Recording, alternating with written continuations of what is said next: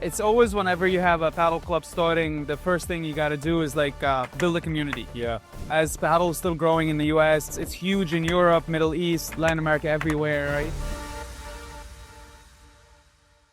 Hey, it's Cesc at Padel Smash Academy, and I'm back at Philly. Yes, over at Ballers. Last time I interviewed Dave, one of the owners, and today I'm here with the head coach, Moose, right? Yeah. Moose, it's Moustafa, right? Yes, Moose, short for Moustafa. Yeah, Moose, right here. I know him for a while. I played over at the Padelphia, and now he's here as head coach.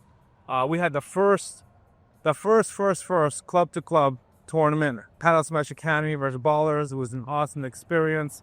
When I first came, this place was half done, or almost done. Almost that. 75-80% done. Yes. Talk to us a little bit about the things that were finished. So last time when you came, we had the 3 paddle courts, we had the 6 pickle, the golf sims were up, and soccer field. Yep. Restaurant was still getting ready. Right. Right. Right. So right now we have a full restaurant with a bar as well, and we have a full gym. Yeah. Oh, yeah. The gym wasn't there, right? Wasn't there last time. We have a full gym and a recovery room with massage chairs and Normatex and Hyperprice. And you have a coffee area. And then we have the coffee area. It's done. Last time wasn't done as well. And then the locker rooms as you experienced this weekend. Right. So let's talk about yourself. How are things going here? How's the community? I know you developed this. You were here from the beginning. So talk to us a little bit about that. So since I joined, it's been amazing. It's been an honor to be here. What a great place. I'm very lucky. It's always whenever you have a paddle club starting, the first thing you got to do is like build a community. Yeah. As paddle is still growing in the US, it's huge in Europe, Middle East, Latin America, everywhere, right? But in the US, it's still a new market, especially if you're out of Florida. It's huge in Miami and Florida areas, but you come to the Northeast, you have New York, and right now in Philly, it's growing. So starting building a community. Did they give you a foundation or email list, or did you have to start from scratch?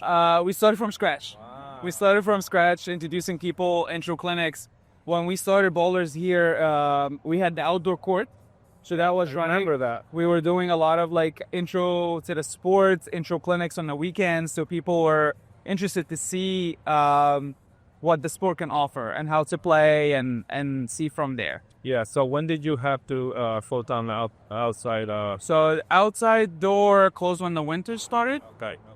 So it's like maybe a month and a half ago, we took that down. So it's too cold to play outside and it's not consistent. Okay. But during the summer, even when those were open, people were still going outside and play. Okay. Now your model here was a membership base. They play the pay to play. Yes. So you guys still have that membership? Yes, we do have 3 different tiers of membership. Okay, can we talk about that and how much that is? And what are the amenities to that? So the memberships, the 3 tiers, guarantees you a usage of the gym, recovery room, and the locker room. Okay. The first tier of membership, I think it's around between $120, $130.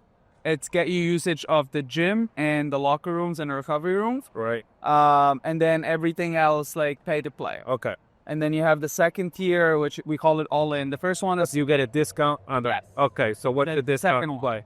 Oh, the second one. Okay. Yeah. Talk about that. So the second one, you have the 250, 225. If I remember correctly, 225.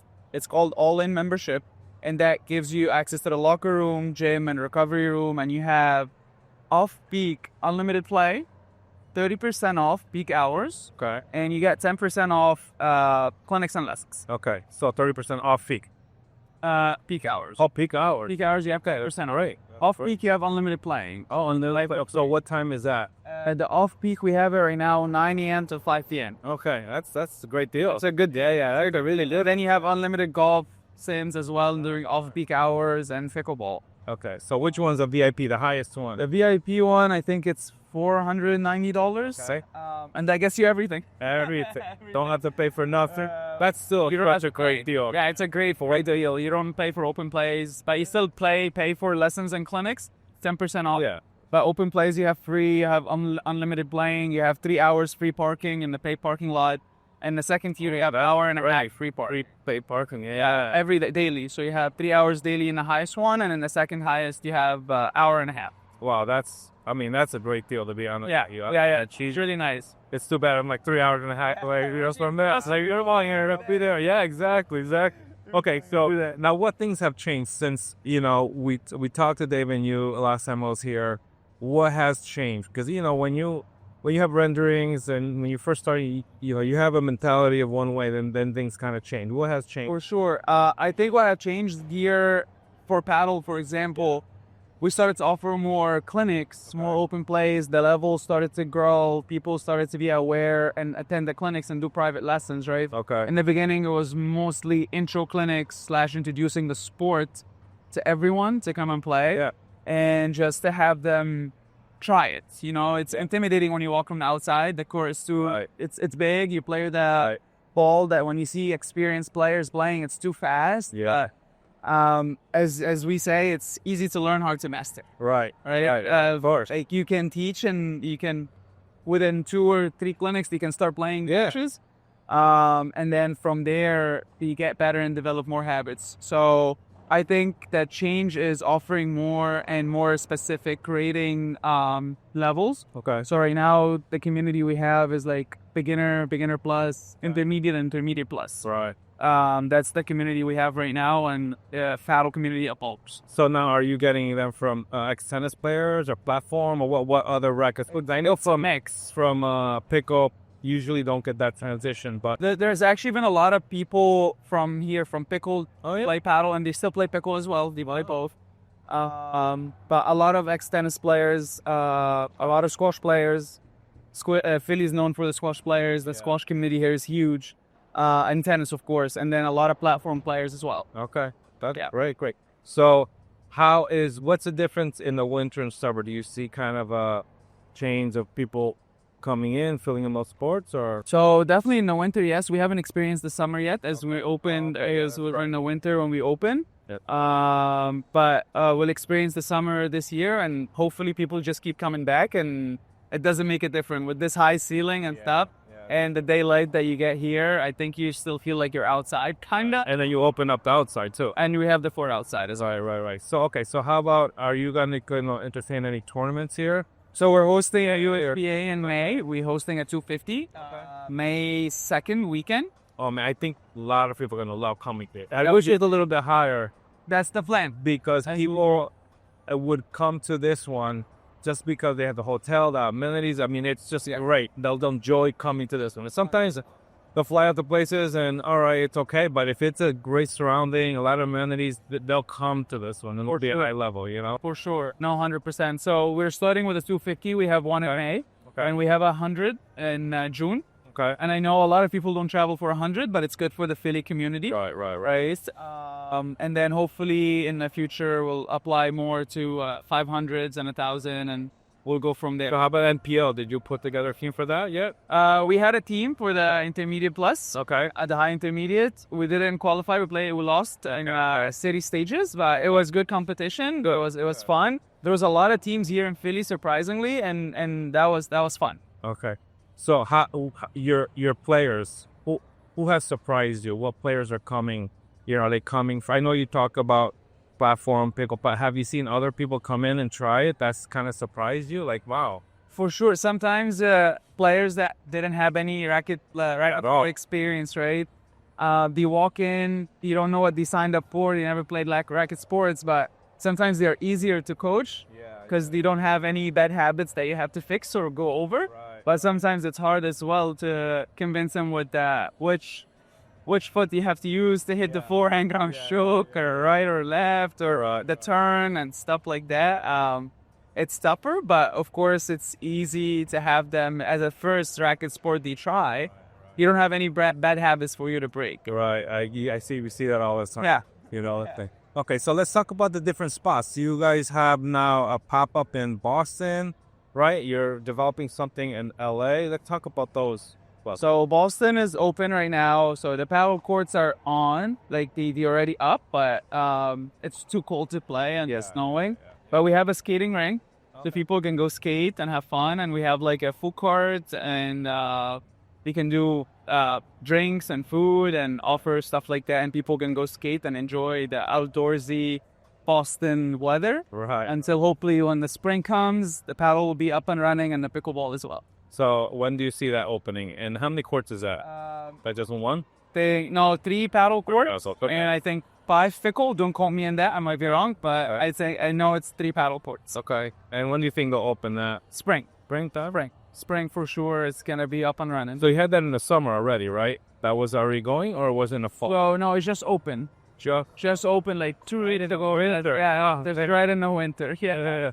Right. Well, it's okay. How about the LA? Why don't you talk to us about that? Is that going to be something similar to this? Because the Boston's more of a pop-up, right? Yes, Boston is gonna be like it's outdoors. Oh, it's going to be permanent. Yeah, permanent place. Okay, great. So it's an outdoor. It's not just a pop-up. Okay, it's a permanent place. It just happened to be outdoors, but Seaford is a great place, and it's the heart of Boston. So there's a lot of attraction there for sports and being outdoorsy. For LA, it's indoor.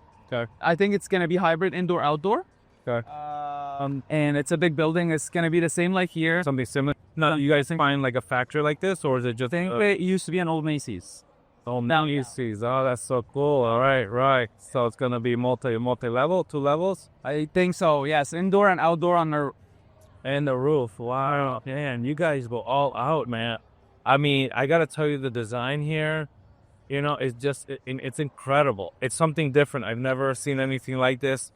We've seen most clubs all over the U.S. and even outside.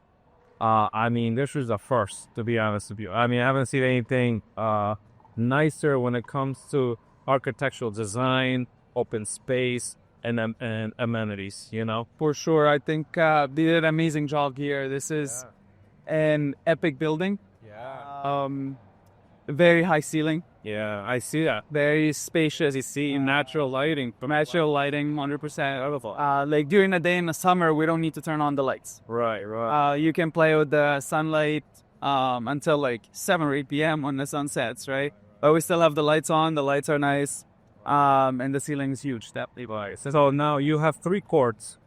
Do you anticipate, I mean, is paddle, the demand going to be anytime soon to build more courts here? Tough question to answer. 3 courts right now. It's getting busy. It's getting booked at night, and it's getting busier for sure. Hopefully, maybe one day we can expand and have more courts, but I think 3 for now is good. Okay. Now, 9 prime hours during the day. How are you filling those courts? We're still exploring that market, right? There's a lot of people that live in the city or retired or work from home and come and do like a match during the day. We have some matches going on during lunchtime. Like we have power lunch open play for pickleball running. Okay.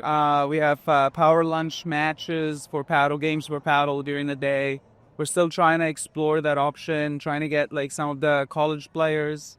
Like college kids who goes to Penn Drexel in the city here. It's not far away. And exploring the international people there, yeah. A lot of international from art school, undergrad school.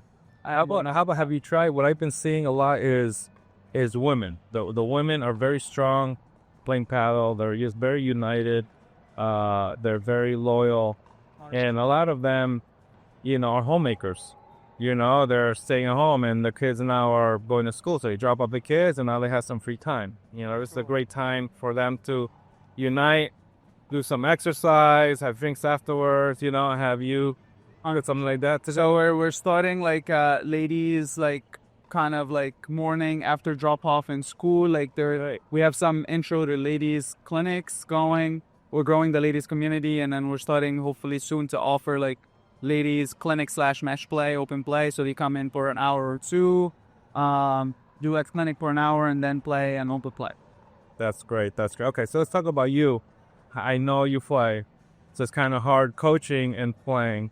Have you been playing enough or in tournaments, or has it been mostly focused on here? I've been blessed. They want me to compete, and they support me competing. That's great. So I've been blessed to travel, try to travel once a month or twice a month, depends on the tournaments and the calendar. Gotcha. But you've been very supportive and helped me to go, and so I have a team here that can cover when I'm gone. Okay. So it's good, and they are very supportive to let me play. So how many coaches you guys have here? Is it just yourself, or we have 3? 3? That's me. Wow, that's great. And are they local here or SDR?